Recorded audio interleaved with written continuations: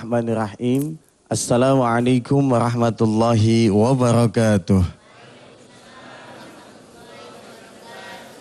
Alhamdulillahirabbil alamin. Allahumma shalli ala sayyidina Muhammadin al-Fatih lima ughliqa wal khatim lima sabaqa nasiril haqqi bil haqqi wal hadi ila siratikal mustaqim wa ala alihi haqqa qadrihi wa miqdarihi al-azim. Amma ba'du. Pemirsa dan jamaah Masjid An-Nida Mensi TV, pecinta nikmatnya sedekah dimanapun saja berada. Alhamdulillah di pagi ini kita dapat berjumpa kembali. Yang pastinya 1,5 jam kita akan bersama dengan guru kita Ustaz Yusuf Mansur. Belajar dan mengkaji kedalaman ilmu-ilmunya Allah. Dan insya Allah dengan izinnya kita mendapatkan ilmu yang bermanfaat. Sangat indah ketika diawali acara ini dengan baca suratul Fatihah. Kita jadikan doa untuk siapapun saja, untuk diri kita yang memiliki hajat. Semoga hajat kita senantiasa dikabul oleh Allah Subhanahu wa taala. Begitupun dengan doa-doa kita. Sekaligus kita doakan kepada guru kita dimanapun saja berada. Semoga Allah panjangkan umurnya, Allah sehatkan jasmani rohaninya, Allah berkahkan kehidupannya, Allah bahagiakan dunia dan akhirat. Al-Fatihah. A'udzu billahi minasyaitonir rajim. Bismillahirrahmanirrahim. Alhamdulillahi rabbil alamin. Arrahmanir rahim. Maliki yaumiddin. Iyyaka na'budu wa iyyaka nasta'in. Ihdinas siratal mustaqim. Siratal ladzina an'amta 'alaihim ghairil maghdubi 'alaihim waladdallin. Amin. Pemirsa yang dirahmati Allah, mari sama-sama kita saksikan pengkajian dari guru kita Ustaz Yusuf Mansur. Silakan Ustaz. Bismillahirrahmanirrahim. Assalamualaikum warahmatullahi wabarakatuh. Alhamdulillah kita diberi nikmat oleh Allah Subhanahu wa taala. Orang lain tidak bisa ketemu Allah dari sejak awal paginya. Kita alhamdulillah dipilih Allah. Diizinkan Allah bisa sholat malam, bisa sholat witir. Subhanallah. Sholat witir ini juga salah satu yang sudah banyak ditinggal orang. Padahal ada satu hadis yang mengatakan kalau kita tidak witir, falaisa minna, bukan dari golongan kami. La haula wala quwata illa billah. Dan layak juga kita bersyukur kepada Allah Subhanahu wa taala bahwa pagi ini orang lain mungkin tidak bisa ke masjid. Kita ada di masjid. Kita ngantri-ngantri bisa diterima oleh wali kota, gubernur. Ada yang merindukan bahkan kapan saya bisa ke istana presiden. Kita bisa ke istananya Allah setiap saat kita mau. Kitanya aja nggak mau. Dibuka terus. Lohor, asar, maghrib, isya, subuh. Subhanallah. Kita bahkan sudah ada di masjid sejak sebelum subuhnya. Mudah-mudahan Allah Subhanahu wa taala menjadikan pagi kita ini pagi yang diberkahi Allah Subhanahu wa taala. Amin. Allah Rabbal alamin. Pemirsa yang dirahmati Allah, saya baru dapat kabar dari saya punya sahabat di Jogja, dari rumah tahfiz Dersan. Jadi menyikapi kemarin-kemarin ini bahwa olahraga kita rada-rada terpuruk begitu, walaupun di tempat lain kita juga ada kemenangan demi kemenangannya, kita merespon dengan positif bahwa perjuangan adalah sesuatu yang harus juga dinilai sebagai perjuangan ibadah. Alhamdulillah kawan-kawan rumah tahfiz Dersan di Jogja bergerak. Kita baru saja meresmikan rumah tahfiz badminton. Lucu kan? Ada rumah tahfiz badminton. Tapi inilah yang saya inginkan dari teman-teman se-Indonesia, bahwa berkreasilah gitu. Berkreasilah dan kreasi masing-masing, sumbangsi untuk negaranya, agamanya, bangsanya, dan untuk Islam. Untuk kejayaan umat muslimin di seluruh dunia. Alhamdulillah rumah tahfiz yang saya inginkan lahir. Ada rumah sakit badminton. Nanti menyusul rumah tahfiz wushu.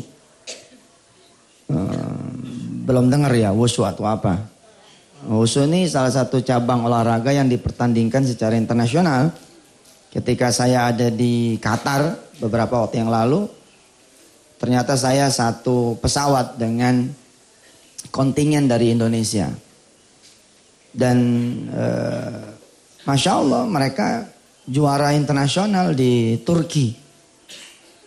Jadi menang juara internasional di Turki, dapat medali-medali emas termasuk dari cabang atlet Tai Chi. Oh, ini kan luar biasa sebenarnya.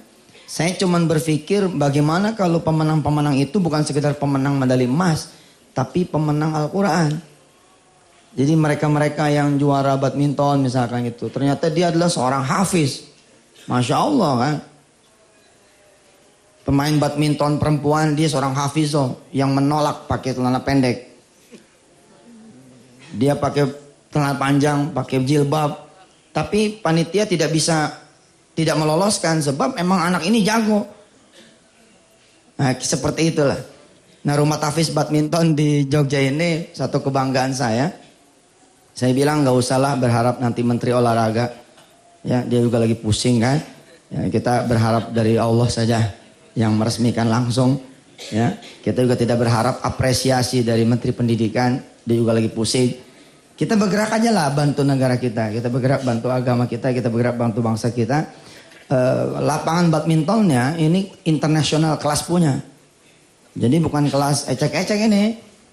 Dan pelatihnya pun pelatih nasional. Jadi untuk masyarakat muslim di seluruh tanah air siap-siap nanti mengikuti audisi calon pemain badminton 2020 berarti ya. 2020 ya. Nanti tidak sekolah dia tapi bimbel, kemudian dilatih badminton sepanjang hari untuk kemudian dia ikut kompetisi-kompetisi dari mulai tingkat lokal sampai interlokal ya. Lokal sampai nasional sampai internasional insya Allah. Hari ini pemirsa saya bahagia sekali kedatangan orang-orang tua kita dari Malaysia. Ada Datuk Hasan. Selamat datang Datuk, alhamdulillah.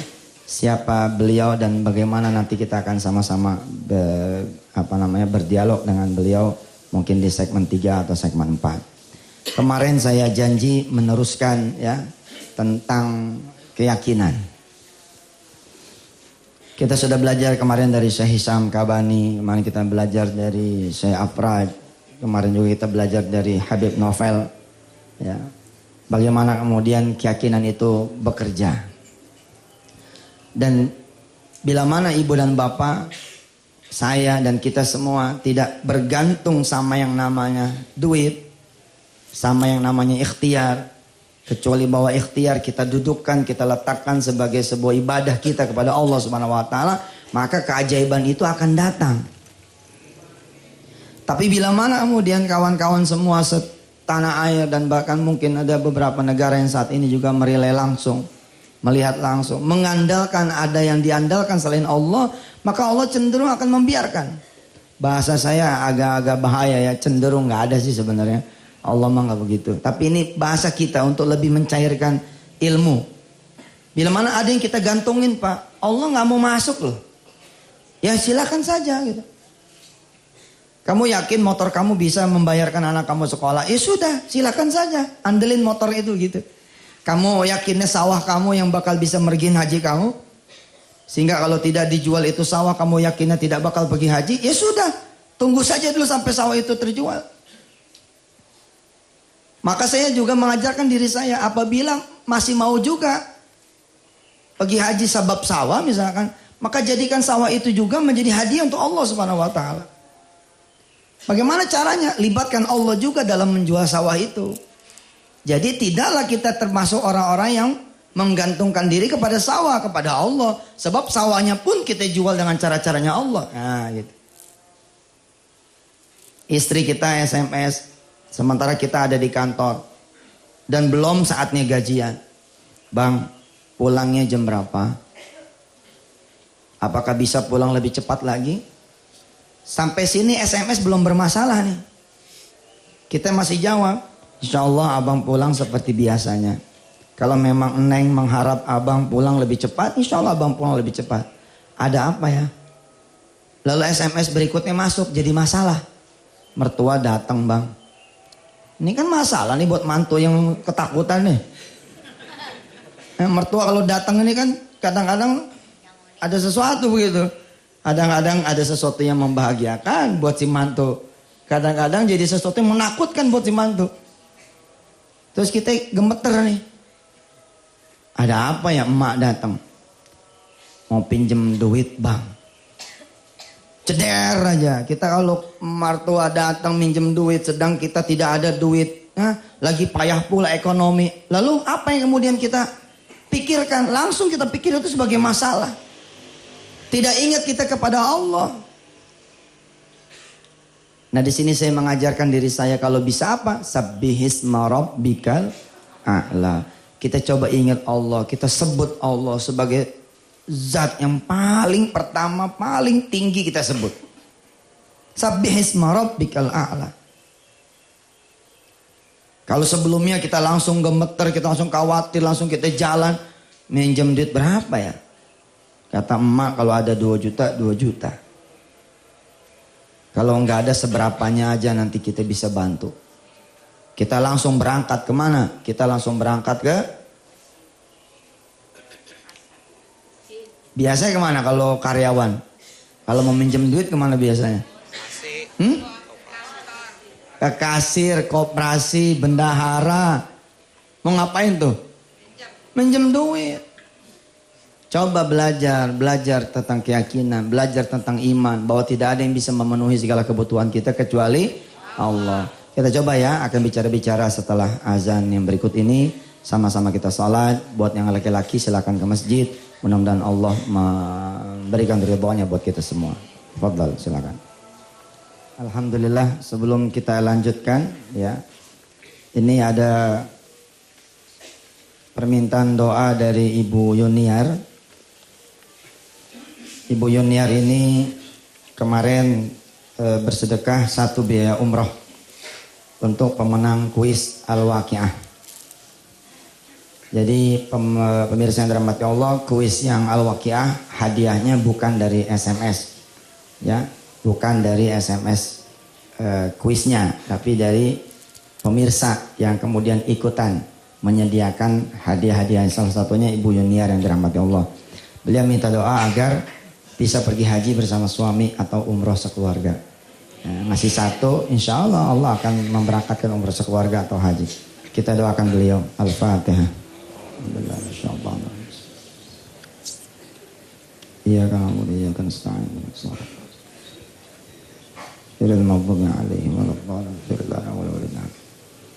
Pemirsa, kualitas kita punya iman, ukuran kita punya ilmu, subhanallah. Akan mulai kelihatan ketika kita punya persoalan. Akan punya bobot dan tidaknya nanti ketika kita berhadapan dengan satu kejadian. Tentu kita tahu dan yakin tidak ada satupun hal yang terjadi di dunia ini kecuali adalah ujian dari Allah Subhanahu wa taala. Termasuk kayak tadi kita cerita, ada mertua yang datang. Biasanya, umumnya orang yang tidak mengenal Allah, apalagi dia dalam keadaan tidak punya duit. Saya selalu menggarisbawahi sebab yang punya duit juga belum tentu kenal sama Allah. Sering saya contohin hal kecil ketika kita lapar, kita ada duit. Oke? Yang kita panggil tukang makanan. Mana ya tukang nasi goreng gitu. Jarang ada orang bertasbih dulu, bertahmid dulu, alhamdulillah. Dikasih lapar, pas ada duit. Baru kemudian kita nyari manusia, nyari tukang nasi goreng, nyari tukang ini, tukang itu. Tapi kebanyakan kita orang begitu kita lapar, kita nggak ingat sama Allah. Fabi ayyi ala'i rabbikuma tukadziban itu 31 kali. Kita 1 kali juga enggak gitu. Langsung kita panggil anak kita, "Kak, sini. Nih, apa lapar, beli nasi goreng gih di depan." Bahkan ketika nasi goreng terhidang pun kita tidak ingat sama Allah. Ingatnya nanti di tengah. Bismillahirrahmanirrahim wal akhiri. Bahkan kita tidak berdoa buat makan.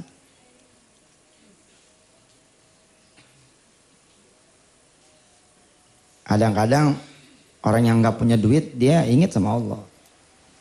Tapi menjadi menderita sekali buat yang tidak punya duit dan tidak punya Allah. Wah, kacau tuh. Udah emang gak punya duit, Allah pun dia gak punya. Waduh, Masya Allah, mau kemana lagi? Begitu datang SMS, mengabarkan berita mertua datang minjem duit 2 juta, gak punya. Biasa kita langsung jalan ke teman kantor kita sebelah kiri, sebelah kanan. Gak dapat kita naik ke atas kita punya majikan. Assalamualaikum Bu, waalaikumsalam. Ngelihat muka kita orang keuangan udah sepet aja. Ada apa Pak? Meminjam lagi ya? Iya nih tolonglah mertua saya datang. Ngapain itu ke manusia? Kalaupun harus datang ke manusia, ingat pelajaran dinikmati sedekah. Ke Allah dulu. Ya Allah saya mau ke keuangan nih. Sedangkan kau tahu utang saya banyak banget di situ. Lapor, izin dulu sama Allah. Masuk ke gerbangnya Allah dulu. Baru ke manusia.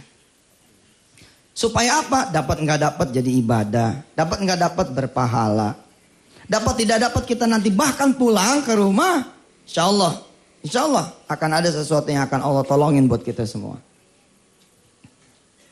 Kita yang sudah tahu ilmu, sudah tahu ada keyakinan, kita pakai ini ilmu. Kisah ini yang juga menjadi hadiah nih buat adik-adik saya dari Fakultas Usuluddin ya. Jurusan apa? Tasawuf ya. Sama apa? Psikoterapi. Alhamdulillah nih anak muridnya Prof. Amin Syukur. Yang mana orangnya? Yang mana aja? Oke, pakai ya, jas merah ya. Alhamdulillah. Kita belajar nih tentang tauhid, tentang iman, tentang keyakinan. Siapa sih yang membuat mertua datang? Kok dari sekian anak yang dipilih kita, kenapa Allah tidak mengirimkan kepada orang lain? Oh ini dia ujian buat kita. Untuk belajar kitakah yang menyediakan duitnya atau Allah? Cakep kan? Tenang aja kalem. Kita jawab istri kita. Kalau abang bisa pulang lebih cepat, abang pulang lebih cepat. Kalau abang tidak bisa pulang lebih cepat, abang pulang seperti biasanya. Kamu berdoa saja di sana, kamu sholat, bacain Quran buat abang. Bismillah. Atas izin Allah, abang gak punya duit pun, insya Allah pulang gak bawa duit. Namanya gue gak punya duit. Tapi bisa jadi Allah urusan mertua kita tanpa dia perlu datang ke rumah kita. Bisa gak Allah membuat mertua kita dengan izin Allah? Belum nyampe ke rumah kita dia udah dapat duit? Mungkin aja, namanya gak Allah. Ayatnya kita baca pas sholat tadi.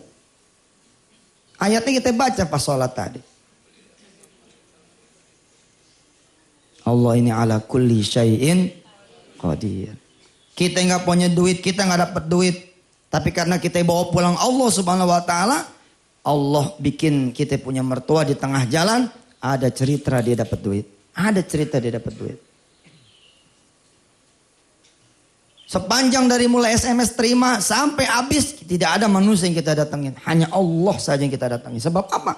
Sebab kalau kita datang sama manusia pun, kita perlu tahu manusia yang lain pun sama pusingnya dengan kita. Belum tentu kita datang kepada manusia, dia tidak bermasalah. Bisa jadi dia lebih bermasalah ketimbang kita. Kelihatannya aja dia pejabat, kelihatannya saja dia orang kaya. Tapi begitu ngomong berdua, kita sering dapat omongan seperti ini.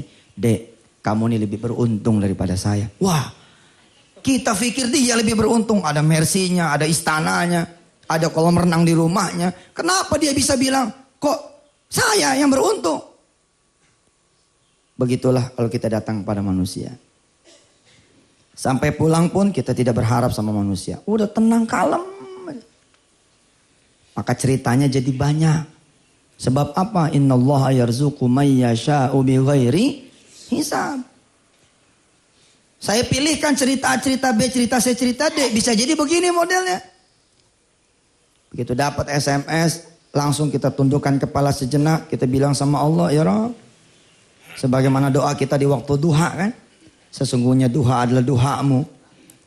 Oke, rizki adalah rizkimu. Dan seterusnya kita pun bilang, ya Rabb, sesungguhnya rizki adalah rizkimu.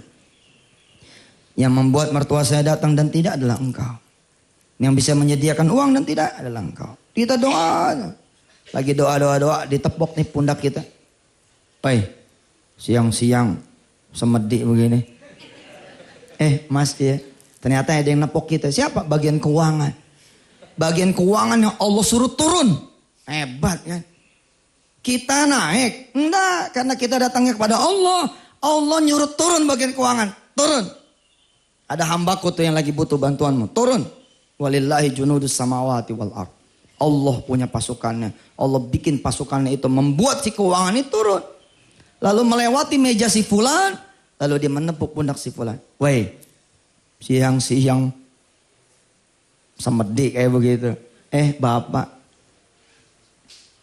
Ada apa sih? Mertua saya datang pak. Loh, mertua datang ya kok nangis. Mertua datang kok ya bingung. Iya pak, gimana gak bingung? Dia datang pengen minjem duit. Kalau sama orang tua kamu harus duluin. Duluin gimana pak? Duitnya juga gak ada. Tapi bagian ini, bab ini tidak mendahului Allah. Karena kita sudah ke Allah dulu. Allahu Akbar. Enggak disebut kita lapor sama manusia. Udah lapor sama Allah. Yang satu ini mah jadi ikhtiar. Ngarep.com. Itu pun sebenarnya kalau saudara mau penuh lagi imannya, nggak usah ngomong. Tapi fine, oke lah. Ini obrolan biasa kok. Ternyata si bagian keuangan adalah orang yang sangat cinta sama ibunya. Dan dia pun mencintai orang-orang yang mencintai ibunya. Maka dia bilang apa? Sudah, berapa duit ibu kamu minta? 3 juta pak. Bohong nih. Tadi 2 juta. Ente mah. Mumpung. Jangan bilang tetap 2 juta ya. Dasar emang susah. Jangan nih harus jadi mental bangsa yang benar. Udah emang yang di atas kita nggak tahu bagaimana judulnya. Kita yang di bawah belajar jujur, belajar benar. Doa aja korupsi. Begitu ada kesempatan 3 juta pak. Masa 3 juta? Allah tahu, malaikatnya tahu. Butuhnya 2 juta mah apa kita sebut 3? Malah nggak dapet loh. Kita bilang sama itu orang 2 juta pak. Allah milihin saya, mudah-mudahan saya bisa nyenangin saya punya ibu. Ayo ke ruangan saya, ayo ke ruangan saya. Kita ngobrol. Bagaimana cerita ngobrolnya, bagaimana cerita setelahnya? Kita akan lanjutkan setelah yang satu ini. Silakan. Kalau kita kemudian mengandalkan Allah Subhanahu wa taala, maka seperti kita nembakin satu senjata yang luar biasa gitu. Ad-du'a sirajul mu'minin toh. Doa itu gitu kan. Kita begitu ke atas lalu cahayanya itu menyebar, nurun ala nuris. Tapi kalau kita kemudian ngandelin otak kita, kalau nggak minjem nih nggak ada nih, sudah nggak terbuka yang lain itu, nggak terbuka. Please, buka hati Anda semua, buka kehidupan Anda. Izinkan Allah masuk, izinkan Allah terlibat di urusan kita. Kita nih, masya Allah, bakhil betul. Bahkan kita nggak mau menyerahkan urusan kita kepada Allah. Pelit sekali. Masalah kita pegangin terus. Nggak mau kita bagi sama Allah. Sekali-sekali sih. Ya Rob, urusan kau aja dah. Pusing saya. Nah begitu lebih bagus. Sholat Ustadz, ikhtiarnya mana? Bos, itu ikhtiar. Yang ini nih susah orang. Nggak bisa. Tapi mana? Masih tapi kan? Kalau saya, mana kalau saya? Nggak ada. Nggak ada tapi, nggak ada kalau saya. Mana ada? Ya Allah, nggak ada ya Ustadz. Udah pokoknya bismillah. La haula wala quwata illa billah. Terserah Allah. Ntar Allah aturin tuh. Hakada wa hakada. Bismillah begini dan begitu. Contoh si fulan. Kita gembira pak. Disuruh ke ruangan dia. Masya Allah. Ternyata sama dia cuma dikuliahin doang. Nggak dikasih duit. Kita nungguin udah 5 menit ngobrol. 10 menit ngobrol. Nggak dikasih duit. Dia cuma ngomong begini. Kalau mau nyenengin orang tua man niat aja udah alhamdulillah. Apalagi Allah kasih dia jalan. Tadinya nggak ada niat, sekarang ada niat. Ada doa, bukankah ini lebih luar biasa lagi. Saudara-saudara beruntung. Insya Allah temuin orang tua, ada dan tidak ada duit. Kita berdesis dalam hati, ya Allah kirain mau dapat duit. Tapi ingat, berharap hanya pada Allah. Bukan pada manusia. Pada manusia. Ya sudah. Kita bilang apa sama keuangan nih? Doain pak. Mudah-mudahan saya pulang bisa bawa duit. Gak mesti bawa duit. Percaya omongan saya. Saya pernah kok seperti kamu. Ketika waktu dulu miskin. Kita bilang sama Allah. Ya Allah. Saya mau ke rumah orang tua saya senangnya ini, buah itu, tapi saya nggak punya duit. Ternyata betul, begitu saya datang nggak ada tuh buah ini, buah itu. Tapi di rumah orang tua saya sudah tersedia buah-buahan yang saya pikir saya yang akan bawa. Ternyata Allah mengirimkan lebih dahulu. Lalu orang tua saya yang malah menyuguhkan kepada saya. Udah, kamu tenang saja, pulang saja pulang. Bantu orang tua itu tidak selalu dengan duit. Bantu orang tua dengan doa. Kita seperti dikasih nasihat. Dan bukan seperti memang dikasih nasihat. Iya juga ya. Bantu orang tua kan tidak selalu duit. Doa juga bisa. Bismillah. Doanya dirubah. Dirubah Pak. Sambil keluar dari ruangan kepala keuangan. Menuju pada meja kita. Doanya kita mulai ganti dikit. Ya Rob, ya Rob, ya Rob. Tadi saya minta doa buat saya agar saya bisa memberi kepada ibu saya. Sekarang saya rubah dikit doa.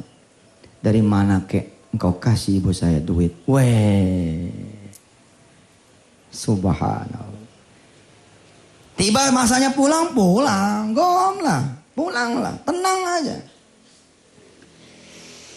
Itu pulang ke rumah. Kita nanya sama istri kita. Emak udah datang? Belum bang. Abang udah bawa duit. Tenang. Beres. Abang udah bawa Allah. Ya nggak apa-apa bang. Mudah-mudahan Allah tolongin emak kita. Ya. Udah. Sejurus kemudian ada suara salam di depan pintu. Assalamualaikum. Emak kita datang. Kita bukain pintu. Kita cium tangan sama dia. Assalamualaikum, salam. Sehat mak? Sehat, alhamdulillah. Dari mulai jam 5 sore dia datang sampai jam 7 malam nggak ada cerita duit. Nggak ada cerita duit. Kita dari tadi udah ngeri-ngeri dikit nih. Nanyain duit kagak ini gitu kan. Tapi Masya Allah sampai habis isya nggak ada omongan tentang duit. Bahkan dia bawa makanan ini, bawa makanan itu. Dia panggil cucunya, anak kita. Mana cucu emas ini? Nih martabak. Makan. Mak tahu bapak lu nggak bisa beliin, makan.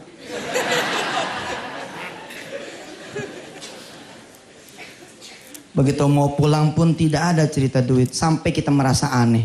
Bukankah dia datang kemari kepengen minta sama mantunya? Bukankah dia kemari pengen minjem sama mantunya? Bukankah dia datang kemari ingin berkeluh kesah kepada mantunya, kepada anaknya? Akhirnya kita bertanya sebagai adab kita sama orang tua. Mak, kan kemari katanya butuh duit 2 juta ya. Oh itu pagi tadi. Alhamdulillah. Itu pagi tadi. Emak juga mikir mau SMS anak emak yang satu ini mikir. Emak tahu yang paling susah lu nih. Ya nggak mungkin emak dapat dari lu nih. Tapi emak tahu yang paling imannya gede adalah kamu. Emak tahu yang paling punya iman yang gede adalah kamu. Kalau emak datang kepada yang lain, emak mungkin dapat duit. Tapi kalau emak datang sama kamu, insya Allah emak bakal dapat doa dari kamu. Makin susah kamu makin doa sama Allah kan? Iya mak tahu aja mak. La haula wala quwata illa billah. Allah udah selesaikan urusan emak. Begitu emak jalan kemari.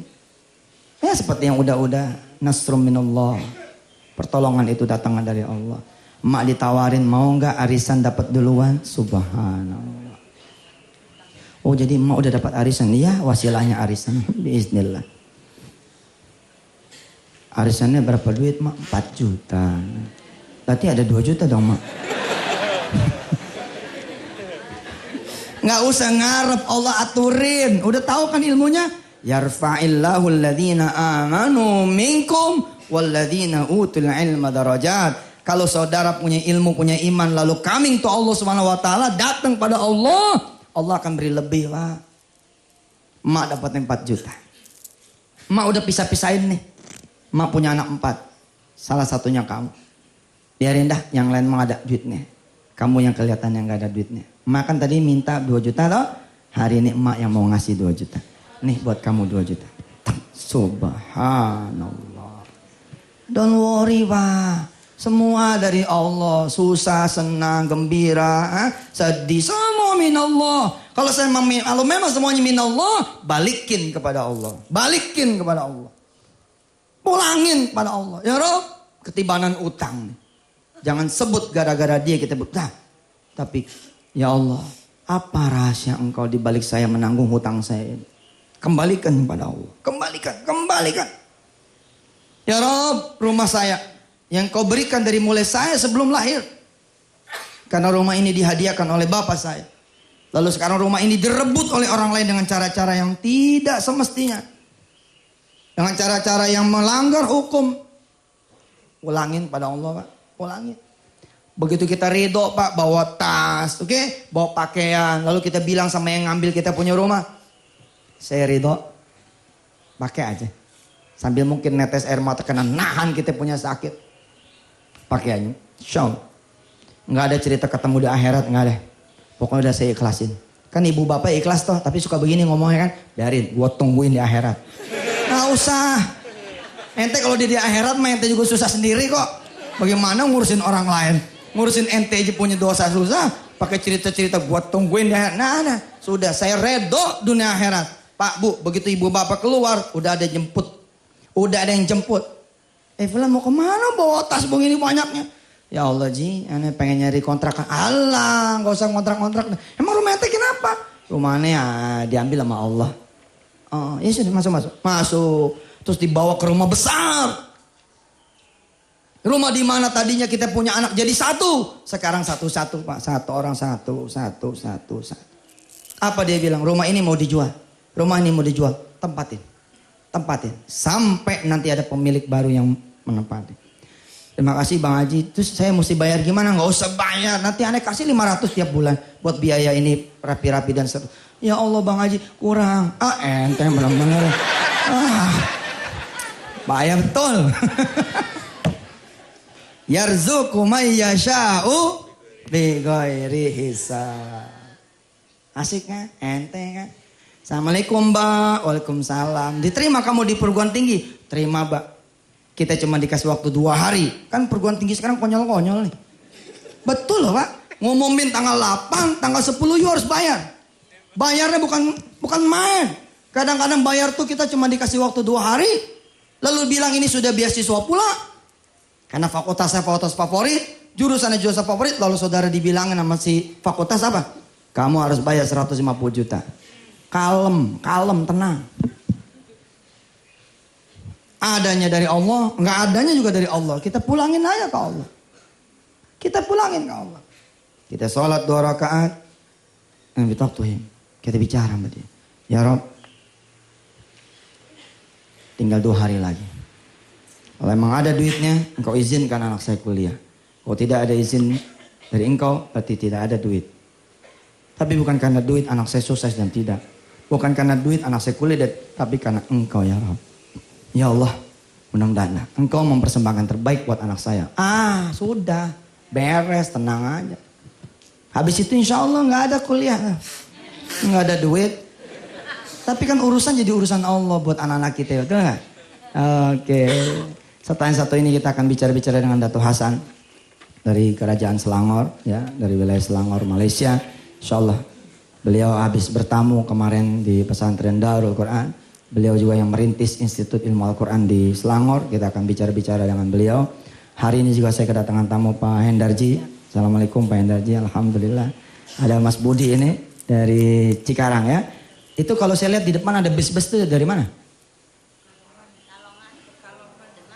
Dari mana? Pekalongan.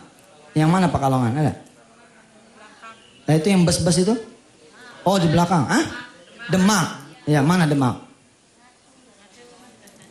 Alhamdulillah Rabbil Alamin. Subhanallah. Mudah-mudahan perjalanan menjadi perjalanan ibadah. Pekalongan ada di belakang ya. Bawa itu batiknya enggak? Batik Pekalongan. Baik. Nanti setelah yang satu ini kita akan berdialog dengan tamu kita. Mudah-mudahan Allah merahmati kita semua. Silahkan. Allah. Assalamualaikum. Kita kembali lagi. Kita bersyukur pada Allah. Alhamdulillah. Mimbar kita ini banyak kedatangan saudara-saudara kita, orang tua kita, guru-guru kita. Sebelah kanan saya Ustadz Aziz. Biar nanti beliau yang menjelaskan tentang beliau. Silakan. Bismillahirrahmanirrahim. Assalamualaikum warahmatullahi wabarakatuh. Waalaikumsalam warahmatullahi wabarakatuh. Salam persaudaraan dan salam sayang dari rakan-rakan dari Kuala Lumpur kepada semua rakyat di Indonesia. Alhamdulillah, salam kembali. Ya. Ya. Saya sebagai seorang jurulatih SQ dan juga salah seorang karyawan IT by profession. Ya. Jadi ada dua fungsi kerjanya. Ya. 9 to 5 itu setiap hari kerjanya sebagai IT ya, dalam bidang komputer, dan spare time-nya itu sebagai da'i. Ya, sampai saya insyaAllah. Ya. Masya Allah. Ini barangkali bisa diperkenalkan ke pemirsa. Baik, bersama-sama dengan saya ialah saya perkenalkan yang berbahagia Datuk Dr. Hassan Haji Ali. Beliau adalah Menteri Agama bagi Kerajaan Negeri Selangor dan beliau mempunyai portfolio sebagai Menteri Agama, adat istiadat orang-orang Melayu dan juga infrastruktur.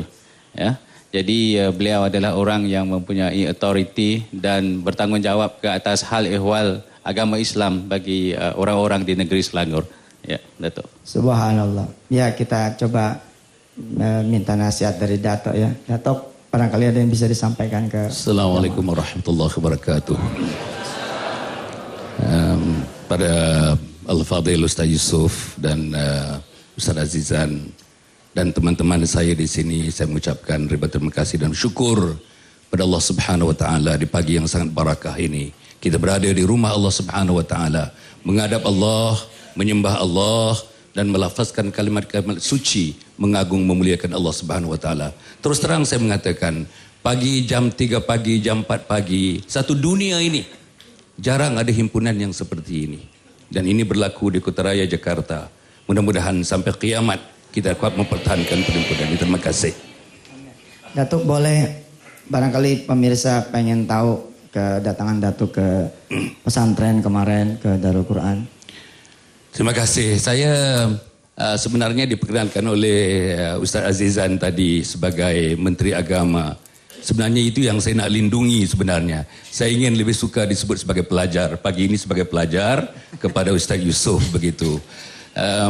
Ialah saya ditugaskan untuk portfolio agama, adat Melayu, infrastruktur dan kemudahan awam.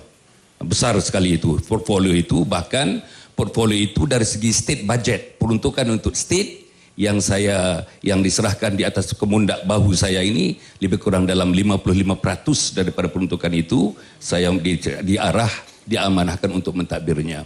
Kedatangan saya di sini ialah tidak lain dan tidak bukan untuk menziarah teman-teman yang mengusahakan berbagai-bagai institusi, organisasi dan agensi bagi mempromosi Islam dalam berbagai-bagai bentuk. Yang saya sudah mempunyai sedikit pengalaman ialah dalam hal saya menubuhkan Institut Al-Quran Kuala Lumpur sudah 18 tahun sudah. Kita sudah ada orang-orang yang hafaz Quran 30 juzuk dalam dirinya, dalam dadanya. Pada masa yang sama dia pilot bawa kapal terbang. Dia nampak bintang-bintang di langit mengingatkannya wasama idzatul buruj itu. Bagaimana bintang-bintang itu dalam orang yang memandu kapal terbang itu, bintang itu terlalu hampir kepadanya. Bagaimana gemerlapannya bintang-bintang itu, begitulah gemerlapannya keimanan, ketakwaan yang ada, yang dididik oleh Al-Quran itu.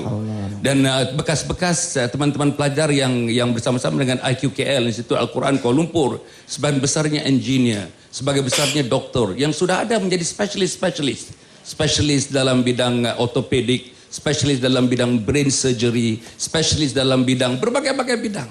Dan orang-orang ini insya Allah hari ini dia menghadiri satu seminar, dia membentangkan satu kertas kerja profesional mengenai ilmu ortopedik. Itu hari Jumat. Orang akan lihat doktor yang sama naik ke mimbar membaca khutbah dia. Doktor yang sama mengimamkan sembahyang. Dalam 10.000 manusia yang sembahyang, dia mengimamkannya.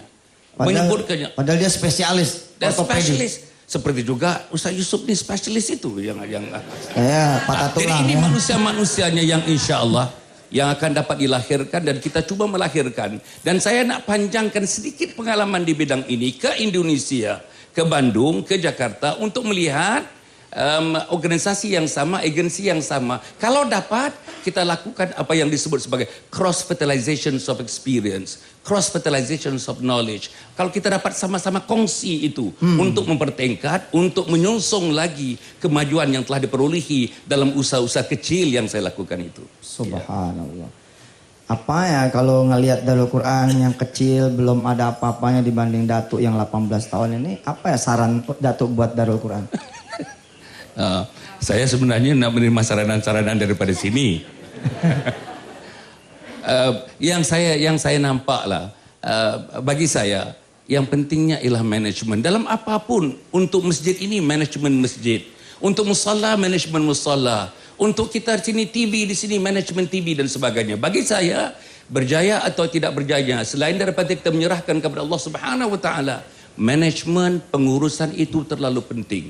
Pengurusan finansnya, pengurusan administrasinya, pengurusan personelnya, pengurusan logistiknya, ini sangat-sangatlah penting terutama dalam era moden. Dan saya sudah melihat apa yang diusahakan oleh Al-Fadhil Ustaz Yusuf. Kemarin saya pergi melihat, wah, saya melihat bertambah kerdil. Saya kerdil, bertambah kerdil saya melihat apa yang dilakukan oleh Ustaz Yusuf di tempatnya di sana. Ya. Itu yang saya ingin belajar. Bukan menyaran, ini yang saya ingin belajar. Masya Allah. Ya ini memang tanda orang alim ya, makin alim makin tawadhu, alhamdulillah. Datuk, kami berharap mudah-mudahan kerjasama ini meluas ke pesantren-pesantren di seluruh tanah air. Barangkali nanti dibuka lebih lebar kesempatan di Institut Ilmu Al-Quran yang di Kuala Lumpur untuk santri-santri kami kemudian meneruskan belajar di sana, atau kemudian orang-orang Malaysia juga ikut belajar tahfizul Quran di Indonesia, dan kemudian kita saling melahirkan ulama-ulama Islam yang sekaliber Imam Syafi'i, sekaliber Yusuf Qaradawi. Kita rindu, kepengen kita dengar ucapan dari seseorang yang menjabat yang begitu agung, begitu mulia, karena Allah titipkan keagungan dan kemuliaan, bahwa ternyata beliau cerita cukup membahagiakan kita. Pilot-pilot yang melihat bintang-bintang di langit, ternyata dia hafal Quran. Ya, ada seminar tentang ortopedi, seminar tentang kedokteran 10.000 masanya. Ternyata dia juga lah yang mengimami sholat Jumat, berkhutbah khotib Jumat, dan dia hafal Quran. Subhanallah. Di sini Datuk kami minta doa juga dari ulama-ulama di Malaysia, khususnya di wilayah Datuk mimpin di Selangor. Mudah-mudahan anak-anak Indonesia yang sedang menghafalkan Al-Quran ini ada keridhaan Allah Subhanahu wa taala buat dia dan buat orang tuanya. Barangkali di sikit 2 menit terakhir ini ada apa lagi yang nasihat yang bisa diterima oleh kami? Hanya saya ingin menyentuh persoalan mengenai nikmat sedekah tadi, perkataan nikmat. Saudara yang saya muliakan sekalian, perkataan nikmat itu kalau ambil bahasa Inggrisnya satisfaction, itu tidak tepat lagi. Kalau ada yang lebih hebat daripada satisfaction itu pun, atau the happiness atau the virtues. Tapi yang paling tinggi sekali dalam bahasa Inggris namanya ecstasy. Ecstasy ini nikmat itu hebat. Tetapi nikmat dalam bentuk ecstasy ini pun itu nikmat grade 3 saja itu. Grade bawah itu. Tapi nikmat dalam Islam ini ialah nikmat iman, nikmat Islam. Bersedekah atas dasar kita Islam. Bersedekah atas dasar kita beriman. Saya ambil contoh satu perkara yang sedikit ada kaitan dengan sedekah barangkali. Ibu saya sudah meninggal dunia. Dia sakit, berada di tempat tidurnya, tidak boleh bergerak selama 6 tahun. 6 tahun. Kami 8 orang adik-beradik membagi-bagi masa. Satu orang jaga 1 hari, satu orang jaga 1 hari, satu orang jaga 1 hari. Saya jaga hari Selasa. Hari Selasa saya jaga dia. Apa yang kita jagakan? Mandikan dia, bedakkan dia, makankan dia, suapkan ke mulut dia, urut-urut badannya, gembirakan dia, dengarkan cerita dia, lepas tu tinggalkan dia. Apa yang saya lakukan setiap hari Selasa? Saya lakukan itu semua, tapi terakhir saya tutup, saya akan cium ibu saya. Daripada sini, nih, daripada sini sampai hujung jari kakinya. Lillahi ta'ala saya cium, sampai kakinya saya cium. Sekarang ini, bila ibu sudah tidak ada, saya masih ada hidung ini. Saya masih ada hidung. Saya boleh cium wangi-wangian, saya boleh cium minyak atar yang Ustaz pakai. Saya boleh cium itu. Tapi saya kehilangan satu ciuman dalam dunia ini. Itulah nikmat, puncak nikmatnya. Mencium ibu saya yang sangat saya kasihi, yang sangat saya cintai. Mudah-mudahan Allah menyelamatkan dia dalam alamnya.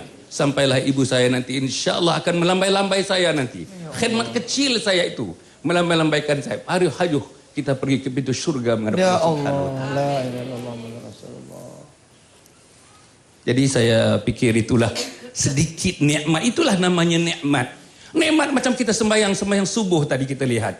Dalam rakaat yang tua Ustaz membaca ayat itu ya, ayat yang lazim bagi kita. Tapi saya tengok hampir sedu sedan dia membaca, hampir separuh sedu sedan. Kenapa hampir sesudah itu?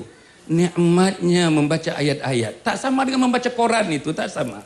Nikmat membaca ayat-ayat Allah Subhanahu wa taala. Bagaimana surah-surah yang disebut Allah Subhanahu wa taala tentang orang yang berikan nikmat ni, wal mutasaddiqina wal mutasaddiqat. Laki-laki yang mensedekahkan dan perempuan yang mensedekahkan. Orang ini Allah Subhanahu wa taala letakkan dia kepada satu status yang amat tinggi. Kerana dia mensedekahkan sesuatu yang ada pada dirinya. Apalagi dalam Al-Quran disebut, kalau sedekah itu dilakukan dalam keadaan kita tidak mampu, tidak berupaya, ketika itulah kita menghulurkan sedekah kita. Yang itulah sebenarnya titik-titik nikmat yang sangat gemerlapan dalam diri seorang insan. Masya Allah. Baik Dato, terima kasih. Kita break iklan dulu sejenak. Pemirsa jangan kemana-mana. Alhamdulillah ada teguran buat kita semua tentang ibu, ya, walaupun beliau menjelaskan tentang nikmat, bagaimana nikmat ketika kita bisa berkhidmat salah satu kepada ibu dan seterusnya. Baik pemirsa, kita saksikan dulu yang mau lewat ini, mudah-mudahan kita bisa dipanjangkan umroh oleh Allah Subhanahu wa taala. Saudara yang dirahmati Allah, menarik sekali apa yang disampaikan oleh beliau. Dan memang salah satu kekurangan Yusuf Mansur adalah kebetulan ini memang soal keluarga. Salah satunya memang tentang ibu. Terima kasih Datuk, mudah-mudahan saya pun bisa segera kemudian merapat ke ibu saya. Uta ibu saya alhamdulillah masih ada, masih hidup, dan saudara yang masih punya ibu, mudah-mudahan hari ini bisa kemudian bersedekah buat ibunya, sedekah waktu, sedekah perhatian, sedekah doa, dan sedekah khidmat ya dari kita semua. Kedatangan Datuk ini memang menjadi kebahagiaan buat saya pribadi dan pesantren Datuk, sebab merasa perjuangan ini ada saudara begitu. Perjuangan untuk Al-Qur'anul Karim. Pemirsa yang dirahmati Allah, hari ini kita rencananya mau telepon yang pemenang kuis Al-Waqiah. Tapi insya Allah besok saja kita terima teleponnya. Nanti besok langsung 2 orang. Besok hari Rabu langsung saya umumkan untuk 2 orang pemenang. Periode pekan berjalan. Jadi jangan kemana-mana besok pemirsa. Besok insya Allah akan dipandu oleh Habib Novel, oleh Dr. Lutfi. Insya Allah besok beliau akan hadir di sini. Sekaligus nanti mengumumkan siapa pemenang kuis Al-Waqiah periode pekan ini. Pemirsa yang dirahmati Allah, mari kita lanjutkan lagi pesaran dari Dato kita. Silakan. Saudara yang saya muliakan sekalian ya. Sebut tentang, saya pergi ke tajuk sedikit lah. Sebut tentang nikmat sedekah ini. Kalau kita lihat, mengapa dalam tradisi Islam, orang bukan saja mensedekahkan kekayaannya, uangnya, duitnya, ringgitnya. Orang bukan saja mensedekahkan tenaganya. Orang bukan saja mensedekahkan masanya, masanya. Tetapi orang sanggup menyedekahkan jiwa raganya untuk Islam. Pasal apa? Pasal nikmat itu, nikmat. Nikmat yang ada dalam kita memberi, saya ulang balik, nikmat yang ada dalam kita memberi padahal kita tidak mampu ketika itu untuk memberikan sedekah, tetapi tangan ini ringan untuk memberikan sedekah, untuk mendapatkan satu catatan nikmat yang tidak ada tolak bandingnya dalam kehidupan kita. Itu yang pertama. Yang kedua, kalau kita lihat dalam sejarah kehidupan orang Islam, bila berlaku peperangan, tentera Islam menghadapi masalah sedikit dalam organisasi tenteranya, maka dalam keadaan itu Rasulullah SAW meminta para sahabat untuk bersedekah. Muncul Umar ibn Khattab menghadap Nabi Muhammad SAW. Apa kata Umar? Ya Rasulullah, untuk peperangan ini aku sudah sepakat dengan istri dan anak-anakku. Hartaku ku bagi 2 ya Rasulullah. Separuh untuk peperangan ini, separuh untuk dititipkan untuk kehidupan aku dan keluargaku seterusnya. Pulang keluar Umar ibn Khattab, datang Abu Bakar Siddiq radhiyallahu anhu. Abu Bakar Siddiq mengatakan kepada Nabi Muhammad SAW, ya Rasulullah, kata kepada Abu Bakar Siddiq, apa yang engkau keberikan ya Abu Bakar? Untuk peperangan ini, untuk masalah ini ya Rasulullah, aku telah sepakat dengan keluargaku, telah membuat satu keputusan. Apa dia? Seluruh hartaku ini kuberikan kepada peperangan ini. Apa yang tinggal kepada kau ya Abu Bakar? Yang tinggal kepada kau aku ialah Allah dan kitabnya, Allah dan kitabnya. Bayangkan. Nikmat saudara, siapa yang boleh mengucapkan kalimat seperti ini? Siapa yang ada kekuatan seperti ini? Tidak ada dalam dunia ini, tidak ada. Sebutkanlah nama-nama besar dunia yang saya tidak perlu menyebutkan nama-nama besarnya. Tak mungkin dapat menyumbangkan sampai ke peringkat itu. Kalau kita lihat misalnya Abdullah ibn Maktum, orang yang buta nih, salah seorang tukang azan Nabi Muhammad SAW. Di akhir umurnya sekitar dalam 70-80 tahun, tak nampak musuh-musuh, pergi berjuang terus menempuh musuh. Akhirnya Abdullah ibn Maktum mati oleh kerana senjata-senjata daripada musuh yang mengenai dadanya. Berapa liang yang kena pada dadanya. Kenapa dia berikan jiwanya? Sebab dia paham nikmat sedekah yang terakhir untuk memberikan jiwa raganya demi kepada agama yang dicintai dan Allah yang diagungkannya. Apa yang kita nak dengar daripada peristiwa-peristiwa ini? Tidak lain dan tidak bukan. Terlalu banyak. Ada orang mengatakan dia terlalu kerdil untuk bersedekah. Tidak ada. Dalam Islam seluruh manusia. Daripada yang sekaya-kayanya, semiskin-miskinnya. Kalau tidak ada uang masih ada tenaga, sedekahkan tenaga. Dosen-dosen kalau tidak ada uang di kalangan dosen-dosen misalnya, sedekahkan intelektualisme kita. Sedekah pemikiran kita, sedekahkan pemikiran kita. Oh kena dekat ya, kena dekat lagi sini. Jadi sebab itu saudara, maksudnya nikmat sedekah ini ruang begitu besar kepada kita. Saya lihat pesantren-pesantren, saya lihat tempat-tempat untuk kita mendidik anak-anak Al-Quran. Saya lihat berbagai lagi institusi-institusi yang memerlukan bantuan-bantuan kita.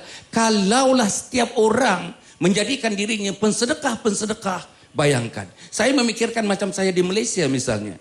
Kalaulah orang bersedekah satu bulan di Selangor, satu bulan RM50, satu bulan RM50. Saya setiap tahun kita akan dapat dirikan bangunan 50 tingkat. Bayangkan tentang kehebatan umat. Bayangkan tentang kehebatan Islam. Naiknya bangunan itu di kemuncaknya. Saudara bawa motoka, saudara bawa mobil, lihat kemuncaknya itu. Nikmat melihat kemuncak Islam. Nikmat melihat kemuncak iman. Dalam keadaan kita menderma sedikit saja sedekah yang kita berikan itu. Itu yang kita nikmat mata kita. Tapi bagaimana nikmat mata Allah Subhanahu Wa Taala menghadap kita? Di padang mahsyar nanti Allah kita bertemu dengan wajah Allah Subhanahu Wa Taala. Bagaimana pandangan Allah dengan kita? Pandangan kita dengan kemuncak tadi mengingatkan nikmatnya apa yang kita berikan.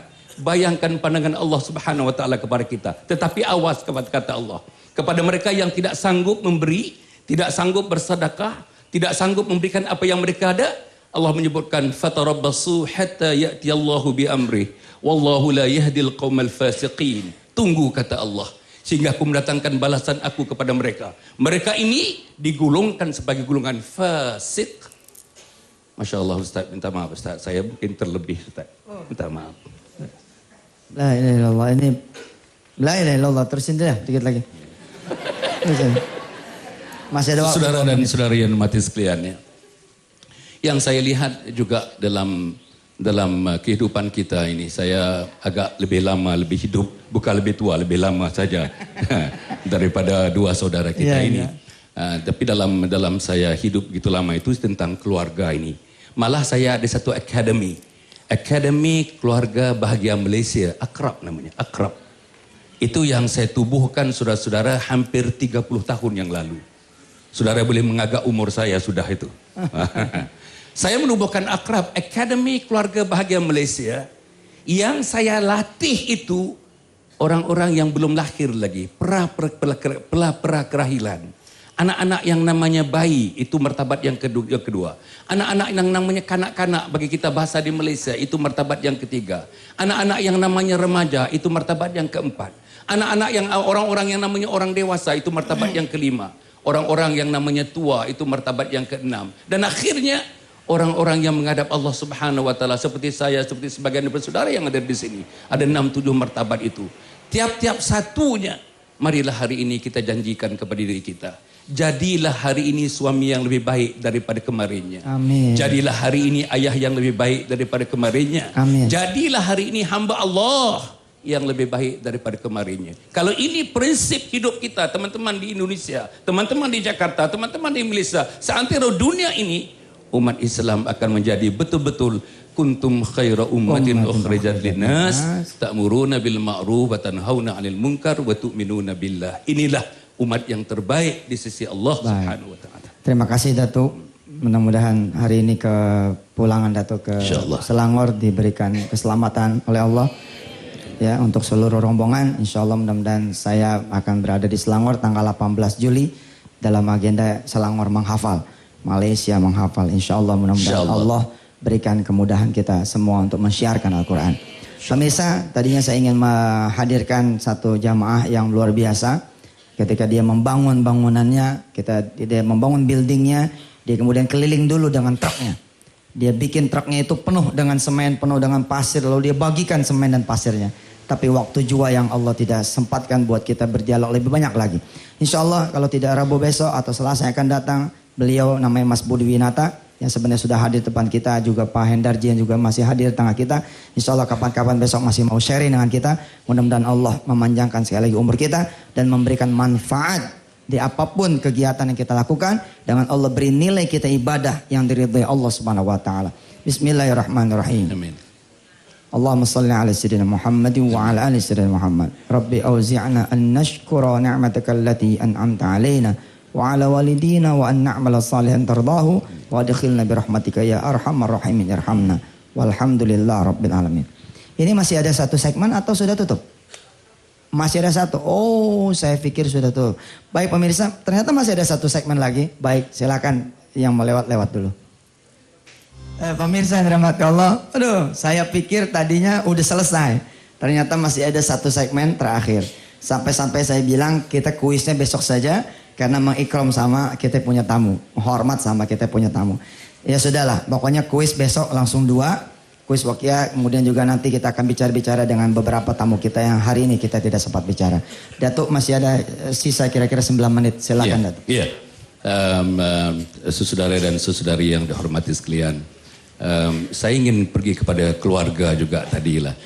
Sebenarnya saya pun terlibat banyak dalam program-program latihan-latihan, kursus-kursus organisasi. Sama ada organisasi dalam kerajaan atau pemerintah ataupun organisasi swasta, private organizations.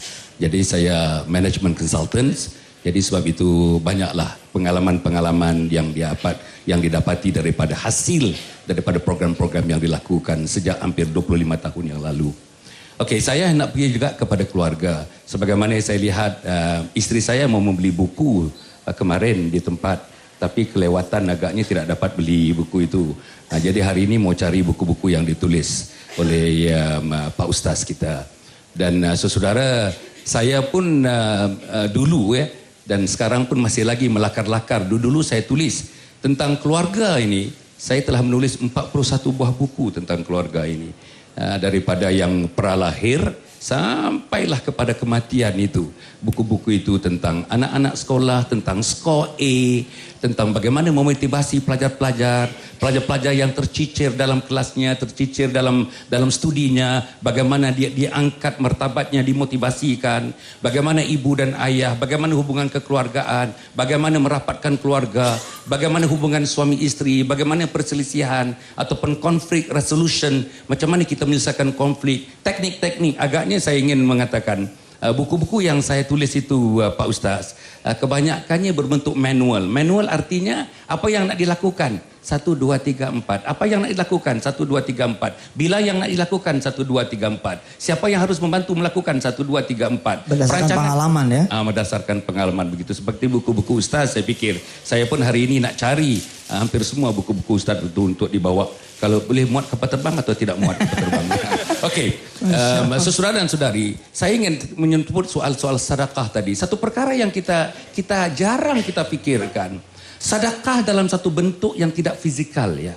Artinya saya nak menyebutkan sedekah kasih sayang dan kecintaan.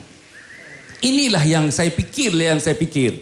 Allah Subhanahu wa taala melahirkan insan ini, dalam hidup insan ini penuh dengan ciri-cirinya. Badannya tegap, kekuatannya ada, jarinya 5, kaki jarinya 5, ukurannya sedemikian, beratnya sedemikian. Itu yang dijadikan oleh Allah Subhanahu wa taala. Tetapi yang saya nak menyebutkan persoalannya mengenai kita, diri kita ini, diri kita, diri saudara dan diri saya dalam konteks kita menghidupkan keluarga. Ialah mana-mana keluarga. Saya buat kajian kecil-kecil Ustaz, saya buat kajian. Kebanyakan isteri, kebanyakan suami, kebanyakan anak-anak, kebanyakan ahli-ahli keluarga. Mengapa ahli keluarga ini tidak mencapai satu status kebahagiaan? Mengapa ahli keluarga ini terpencil daripada apa yang dikatakan kebahagiaan dan kesejahteraan dalam keluarga? Dalam kajian saya di antaranya ialah terpencilnya insan ini, terpencilnya ahli keluarga ini karena satu perkara di antaranya ialah hilang kasih, hilang sayang, dan hilang cinta.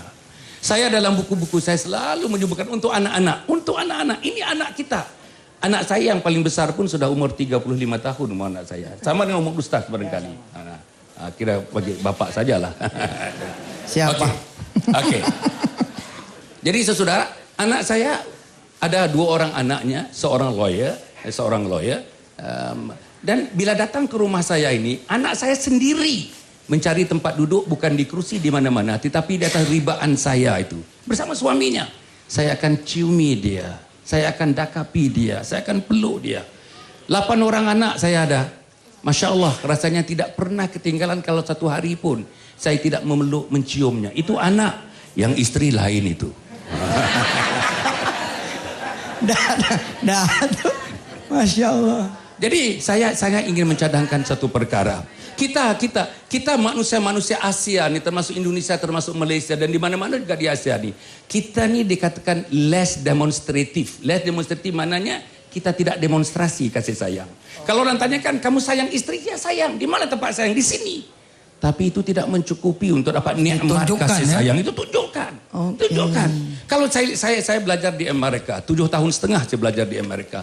Kita lihat orang tua-tua. Orang tua-tua umur 70, 80. Naik, saya satu masa dulu istri saya bersalin, beranak, pulang ke Malaysia. Saya tinggal seorang. Saya pilih untuk tinggal dengan keluarga orang-orang Amerika. Saya tinggal dengan keluarga. Ayah angkat saya itu dia padri dia. Mak angkat saya itu dia padri perempuan. Saya lihat dia duduk satu apartemen begitu, tingkat 5. Bila hujan itu turun nak pergi tempat kereta, pakar kereta itu, saya lihat yang pegang payung itu, saya tinggal di rumahnya hampir 6 bulan saya tinggal di rumahnya. Yang pegang payung itu tak pernah Mary, nama istrinya Mary, nama suaminya John. Saya tak pernah lihat Mary pegang payung dalam hujan itu. Satu payung, dia mesti satu payung. Yang pegang payung itu pastinya John. John pun dalam memayungkan itu dalam hujan itu, istrinya sebelah kiri lah katakan. Payung itu akan tilt, akan condong ke sebelah kiri, biar basah kena bahu John, jangan basah kena bahu Mary. Saudara, saya lihat, bila saya naik kereta, naik mobil bersama dengannya, mobil dulu pun sudah otomatik mobilnya ya. Bila istrinya suaminya letakkan tangannya, suami letakkan tangannya di atas lever, di atas gear lever, tempat gear itu, istrinya secara otomatis meletakkan tangannya ke atas tangan suaminya. Lalu menggosok-gosok tangan suaminya. Kalau menggosok-gosok tangannya, bila akan mengantuk, tidak akan mengantuk-ngantuk. Masya Allah. Jadi saudara, satu masa saya nak habiskan cerita yang ini. Satu masa, saya melaporkan sesuatu untuk anak-anak, untuk istri, dilaporkan kepada registration ya. Ditanyakan kepada saya, anak yang nomor 1 tarikhnya bila? Saya tak ingat. Bila saya kata saya tak ingat, bagi orang di sana kalau tak ingat hari lahir ini, seperti kita manusia hutan lah. Betul, tak ingat. Sampai ditanyakan anak yang ketiga, bila tarikh lahirnya? Tak ingat saya. Masya Allah, kata dia, apa ini orang? Daripada bumi mana you datang ini? Tapi saudara, saya banyak belajar tentang kasih sayang dan kecintaan. Saya tidak mengatakan orang-orang di Amerika itu puncak kasih sayang, bukan.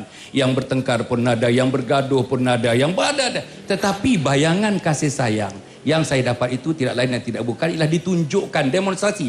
Therefore, we need to be a little bit more demonstrative in expressing our love and affection. Boleh cakap orang putih? Ya, understand. Cakap boleh. Jadi sebab itu saudara, akhirnya saya ingin menyebutkan ya, akhirnya ialah tinggal 1 minit lagi ini kita berdoa kepada Allah Subhanahu Wa Taala. Moga-moga ada satu ketika, satu masa. Saya sangat gembira sebenarnya bersama dengan Pak Ustaz di khalayak ini, dan sesungguhnya saya ingin ulangi, saya jarang melihat, mungkin tak pernah melihat jamaah subuh seperti ini. Begitu hebat, begitu luar biasa saya lihat sambutan daripada saudara. Mudah-mudahan ini saudara kekalkan. Inilah salah satu daripada cabang-cabang nikmat, selain daripada mengatakan nikmat sedekah, tapi nikmat membesar, mengagungkan Allah Subhanahu Wa Taala. Dalam hati kita hanya satu saja menyebutkan, Inni akhafullah. Aku takut kepada Allah Subhanahu wa taala. Rasanya masih kurang ya bersama Dato. Kita nanti kapan-kapan Dato ada singgah lagi ke Indonesia, nanti mampir ke nikmatnya sedekah. Kita bisa bayangkan bagaimana kalau kita nanti bicara tentang kasih sayang Muhammad sallallahu alaihi wasallam nabiyuna kepada istrinya, pada anak-anak dan pada kita umatnya. Lalu bayangkan lagi kita kasih sayang Allah Azza wa Jalla sampai dia memakaikan ayat pertama Bismillahirrahmanirrahim. Kapan-kapan nanti kita sambung lagi pemirsa yang dirahmati Allah, sampai ketemu. Saya Yusuf Mansur dan Dato' Hasan berdoa buat saudara semua dan saudara mendoakan kita, mendoakan kami, mudah-mudahan kita bersama-sama nanti ada di surganya Allah Subhanahu wa taala, bersama mereka yang kita kasihi, bersama mereka yang kita sayangi, bersama mereka yang kita cintai, dan bersama orang-orang yang juga kita cintai karena Allah, bersama mereka, lebih-lebih lagi bersama Rasulullah Muhammad sallallahu alaihi wasallam. Bila mana pemirsa ada yang mau ikut sarapan bubur bersama saya dan Dato', boleh nanti kemari ya. Tapi insya Allah mudah-mudahan kita sudah nggak ada karena terlambat macet ya. Terima kasih, sampai ketemu lagi. Adanallahu iyyakum ajma'in. Assalamualaikum warahmatullahi wabarakatuh.